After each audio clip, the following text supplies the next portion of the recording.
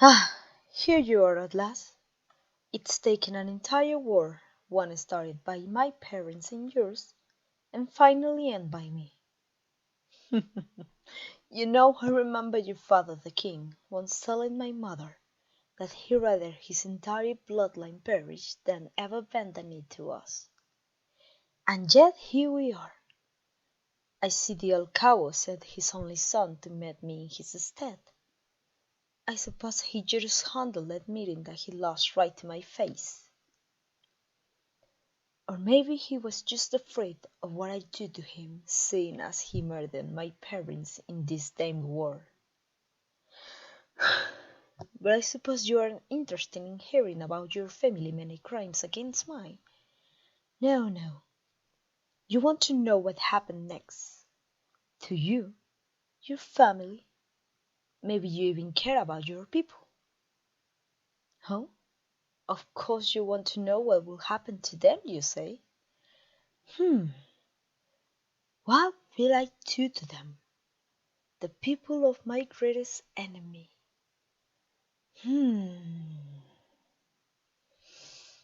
Practically nothing, for most of them. They'll continue to go to work each day. Taxes will still be collected. A law might change here or there. Life will go on for the majority of them. Yes, the majority will go on like nothing ever happened. Some others will be less fortunate, but it's all be for the best. Ma, you're really hung up about this, aren't you? I can't imagine why. You're powerless. I could have all your people slaughtered for all the good you've been able to do about it. But fine, perhaps you're just curious about my intentions. Your family, your kingdom, has always prided yourself on your supposed purity. You see yourself above my kind. In fact, you even saw it as a duty to protect the world from our. What was the word your father always loved to use? Oh, yes, field. Women have been at war for years, but I have people everywhere. I know what happens in your kingdom. My kind are hunted and butchered like dogs, not just by your supposed holy order of knights. Even your citizens take part in the massacre. I assure you, once my forces are done dismantling your army and purging those damned knights, there will be a reckoning. I keep a list of every man and woman who took part, where they live, what they've done, who they hurt, and I assure you of be making some very public examples of them. Maybe I'll make you and your father watch. I haven't decided yet. And so that just leaves you and your father, the king, my enemy. What to do? What to do? Hmm. Your entire family deserves the worst I could give it. You've taken so much from me. You've harmed so many of my people.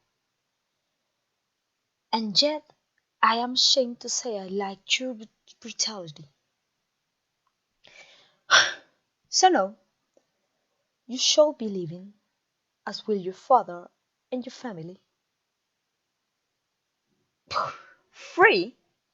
Your family? After everything you've done?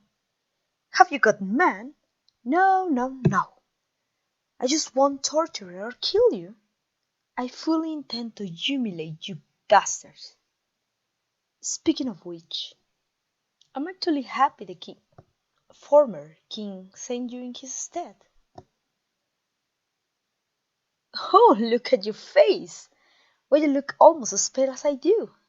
Oh, that's fantastic!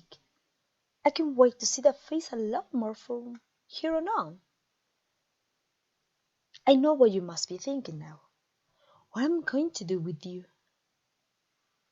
Well, while I was trying to imagine ways to just really stick it out to you pompous uppity pricks, I got to thinking. Your family pride themselves on their purity, and I cannot stress how aggravating your family holier than thou attitude is. And I'm currently unwed and without an ear, so I think just as the perfect send-off to the end of this grueling war is the mixing of our families. Oh, think of the reactions! An union between a family of famous holy knights and a clan of despicable vampires. What will people say? I personally can't wait to find out. What? You haven't heard of a political marriage? I thought you were nobly. You are refusing? Oh my boy, you're not in a position to say no. I might not be willing to murder your entire family, but I'm willing to throw them into a dungeon where they will never see a single ray of sunlight for the remainder of their lives. Alternatively, if you're a good boy and cooperate, we can come to an understanding. In fact, I don't even have to fully strip your father of his power. His territory is mine now, sure, but I can make him a vassal to my estate. His people will pay taxes to me, and my soldiers will fully replace his in protecting the land. But I'd happily leave him as my personal puppet. I'll even let him keep wearing that crown if it's making him feel more in control. Oh, you know you can't refuse. I hold all the cards here. I'm not accepting you as a loving husband. I'm taking you as a war trophy.